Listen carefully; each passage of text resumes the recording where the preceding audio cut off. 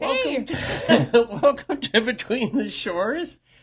Believe it or not, this is our third time trying this. Last two times I had the mic goofed up. And anyways, welcome. Learning. Yeah, it's technology, which is really very apropos for what we're talking about. Yes, it is apropos for what we're talking about. It's wild. But welcome to a stormy day at Between the Shores. This is our Somerset Community Church's podcast that kind of reviews what we talked about Sunday and goes a little deeper with that. And so we're looking at Tracy's message from this last Sunday, the title of which is When Light Changes How We See Life.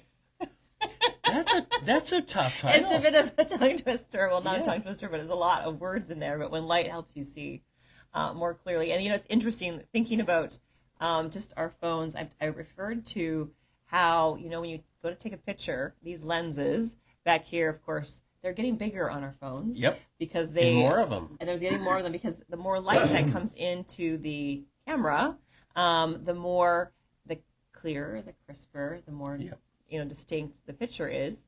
And also, too, when you're taking a picture, you can actually touch your photo and you can highlight exactly who and what you want to focus on. And so light and focus is so important to help us navigate the loudness, the busyness, and all of the stuff with the problems and the things that feel like mountains that we want to, I think I said a few times in my message, just gotta get that mountain out of here. Just move the mountain. Yep. And I just think about God's so what do you see as a mountain? Yep. What is this thing in front of you? And I love how you shared the previous week, Joel, God's name, El Shaddai, does mean a fortress, like a mountain. Yep.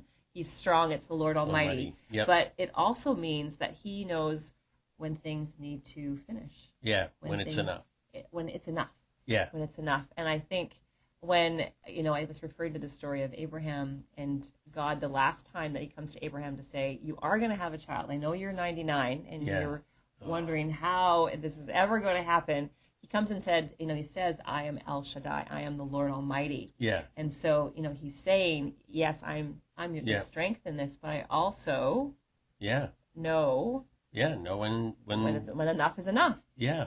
This has been long. 99 years. Pretty good. This is pretty good. Yeah. Let's start now. But how long did he live was he one of the 175? There's a bunch that were 137. Yeah. And, but he was old. He was old. Yeah. He was old because he lived for. Because he had to whack more kids after. Exactly. Yeah. Exactly. And so it's these stories. Yeah. Wild. Yeah. And there's so many things because we only get bits and pieces of the story. We don't know what happened in his waiting. It was 75 that he started out in the journey, and then it was 85. He hadn't had a child yet, and it was 99. And so that's 20. Yeah. 25 years of waiting.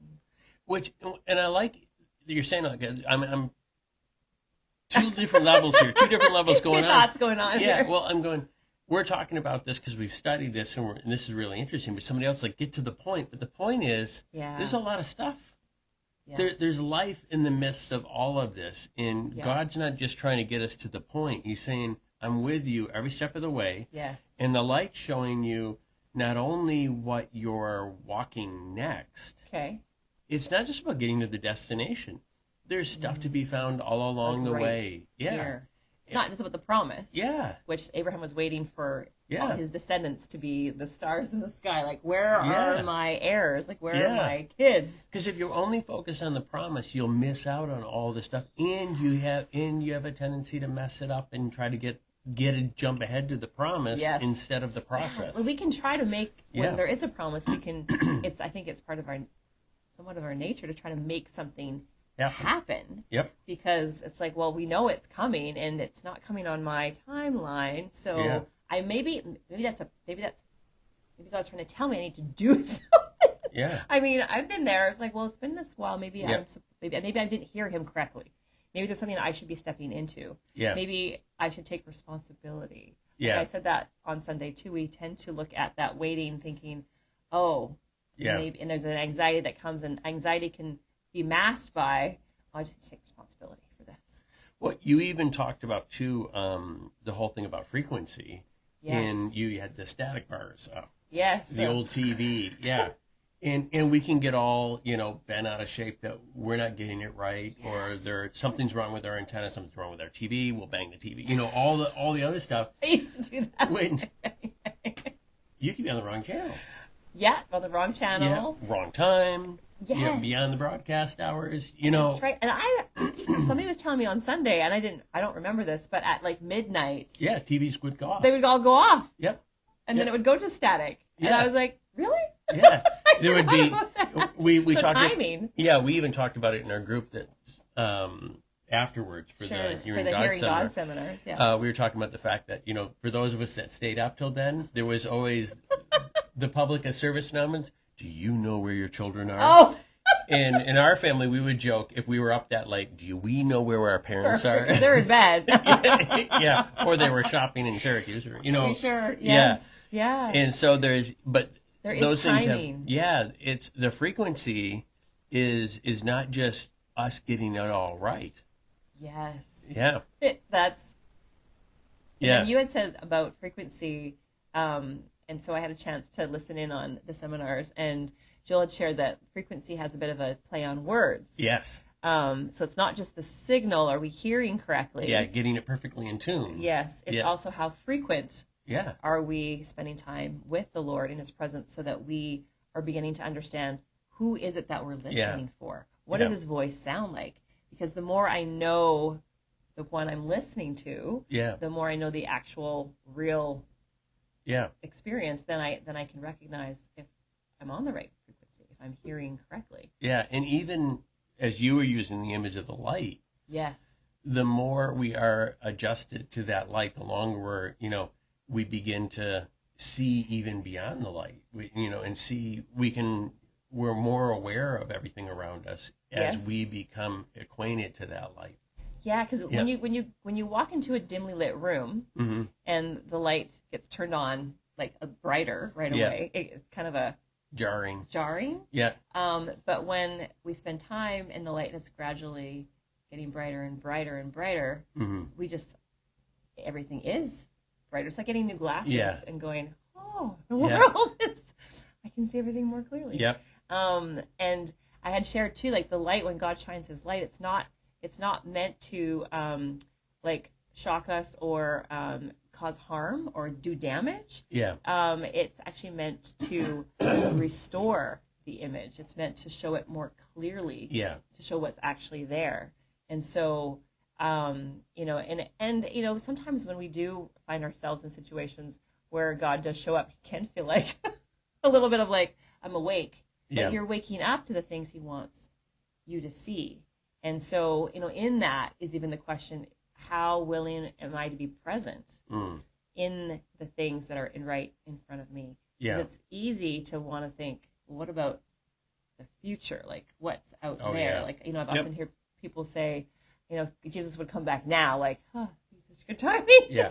Because I don't love the present. Yeah. Or we can think back to what it used to be like, what happened in the past, and miss what happened in the past, and can it be that way again? Yeah. But Jesus is inviting us to be present in the now. Yeah. And what's happening today, and then who's there? Yeah. Who's around us that he wants us to be aware of, to be present to. Like, I feel the Lord even asking me in this season to be focused, not just focused, but focus would be like the camera and the light. But to be just present to the things that pay attention. That's what the word is. Pay attention. Pay attention to even the little things, because often it's in the little things where we're seeing him at work. Not always he's not always generally the big things. It's like Elijah, and the mountain and the storm and the windstorm and the lightning, and God wasn't in those things. He was in the still small voice. Like Elijah saw all the big things. Yeah, God was in quiet. Yeah. And so can we get quiet in the present and just sit and be with him? Yeah. Like, the world is loud. It's exhausting. Well, even you mentioned the passage, "Come to me, all who are weary and heavy laden, and I'll give you rest." But we hear that differently. Sometimes we're like, rest. Like we hear rest. Yeah. Or heavy or weary or all that. But we don't recognize the "come to me." Yeah. The invitation. Yeah, and it is presence. Yes. Not just the reward of rest, unloading our weariness, all yes. Or even the other side. Some people hear that and go, I want his yoke. Yes. I'm going to do stuff with God. That's right. Yeah. Which exactly. It's about presence. Yeah. And the destination. Yeah. And I don't think it's just what we're hearing right now. I think it's that too. Yeah. Yes. That along with the things that you have to walk through in your workplace, in your home, with your family. That God's pointing out for you right now. Yeah. But go to Him. Yeah. Keep him in that focus so that everything else can get its proper order. Yeah. Just like a camera. I think we carry these around with us all the time as a camera, and I think there can be a good reminder. God, help me to focus. Mm-hmm. Help me let in the light, and help me to see you in the center, and help me let the other things be ordered as you would design them to be ordered. Yeah. There's an old photographer, early 1900s, who photographed a lot of national parks and different things. And I love his black and white photography, like Yosemite and those kind of things. Yes, beautiful. But he parks. used a big focal point. Oh. So almost almost everything was in focus. Oh. But it took a lot of light, and it just would have to wait, and so. Yes. But you get such, they're huge pictures. Yeah. There's so much depth to it. Yes. But you can't get the detail unless you blow the whole thing up. But you're getting such a big picture. But you have to be still. Yeah. Oh. And you don't and that's the thing, is being still. You don't get the big picture or the depth if you're just in a hurry. If you just want this or that, or you just don't get enough light. Yes. And I think it's backing up and just waiting, being still. And in this culture, it's so hard to be still. Especially when you've come with an agenda of what you want or need. Yeah. Or think you need. I think you need. And we so long to have things. We don't want to be uncomfortable. We don't want to be anxious. We want things resolved. Yeah. And so in that, we feel this pressure to do, to go, to make something happen. Give me some light. Yeah. Instead of come into the light, it's like, give me some light. Yeah. And look, I've got 10,000 lumens and can burst can paper. A whole room, and God is like. Yeah, have you seen that? They've got flashlights that can start fires. No, I did not know. Yeah, no, these are like survival flashlights. You can actually put it on paper and it'll catch it on fire because it's that bright and that hot. Wow. But I mean, it's using this for the wrong thing. On the wrong, yes. I mean, and demanding it for something that it's not intended for, or that wasn't the purpose of the flashlight. Is not to start a fire, right? Its purpose is to light your way so you can see where you're going. But when used in the wrong way, and for the wrong purposes, it can actually do damage. Yeah, or you could use it for fire starter, but that's all. You don't get to use it as a flashlight. Right. It's so bright you burn those batteries are gone. Yeah, I mean, that energy's gone really quick. Yeah. That's right. And I think that's the same thing. Like, we sometimes approach God that way. Yeah. I want what you give in this, but this is the promise, and I want to hurry up and get this. Yeah. And we take it, and we don't see that God's got a whole bigger plan. And, in this season, in this place in the world, and, all that's happening, can you trust Him?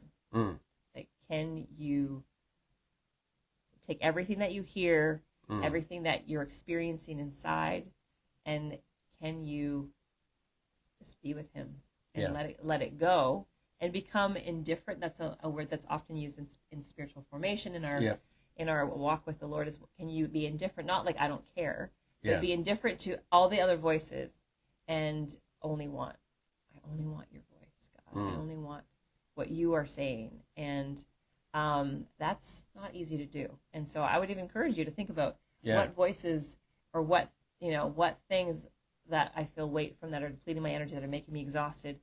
Can I just leave them with God and not try to take them back on myself? What could that look like? What could that mean if I wasn't afraid? Yeah. What would my life look like? Yeah. And that's really good. And fear isn't often like I often thought, because fear is often masked under other things, and it's they did, like I talked about on Sunday, the story of having such a strong tolerance or high tolerance for pain. Often women say that I've got such a high tolerance for pain, they wear it as a badge, and underneath that is I can't afford not to be strong. Yeah. And so then there's fear, but we don't often. There's layers to things, and that's where when the light comes in and it reveals the depth of where the actual concern is, that God wants to meet you in your fear. He wants to meet you in your anger. He wants to meet you in your pain. Yeah. And from there, he wants to show you a different way of seeing things. He wants to reframe it so that we can see clearly what he actually has in mind. Yeah. Yeah, there's so much more beyond, but we think there's just one thing. That's right. There's so much, like, what do you just as you were saying that, and that depth and the pain and all the other things that some people look at, when a child grabs a flashlight, what they do with it is so different. Interesting. Like, I think back to right away as you were saying that, I was thinking about when a kid grabs a flashlight, they put it on their hand, they go, look, you can see the blood. That's right. You can see through my skin. You can see through my skin. And it's like, what a different perspective. I'm like, yes. Why would you use it for that? Yeah. Like, why would you use it to start a fire? But it's kind of saying, okay, what are you trying to point out, God? And we sometimes have our one way instead of stopping and saying, okay, God, what do you have? Yeah. What is the way that you want me to see? Yeah. And I think there's something beautiful in allowing ourselves to see through God's perspective. What do you want to say? And so that just want to encourage you this week. Slow down. Yeah. Be still. Take a moment to be still. And what might happen? How might God show up? Maybe what does he want to speak? What does he want to say? Delayed snowstorm. Yeah. I know. Maybe you want to see something tomorrow. Today. Yeah. Maybe tomorrow. Who knows? In that all, can you allow yourself to let it, to like listen and say, God, what do you want to say? What do you want to say? Yeah. So next week, Joel is speaking, and a title yet to be determined on what that might look like. Yeah. And what I love about preparing messages is that we're always listening. God, what do you want to speak? Yeah. What do you want to say? What do you have for this family? We want to be attentive and attuned to you. And I love that journey. It sometimes it can be difficult because God doesn't always tell you like right away what it is, because the journey. It's more about the journey and depending on Him than it is the final destination. As much as the final destination brings good things too, but there's something more that happens in the waiting and the journey. So looking forward to Sunday. Yeah, and even doing a third podcast. Yes, that's right. Yeah, you just never know. No, it's good. So if you have gotten something out of this, it's good for you. Please share this with others. Give us a comment, and even more than that, show up where God's calling you to. And if you're not a part of a church, we'd love to have you a part of here. And if you're not around here, get connected where you are and connect with God and connect with others, because He calls us to be in relationship with Him and with others. It's good. Cool. Awesome. All right. See you next week.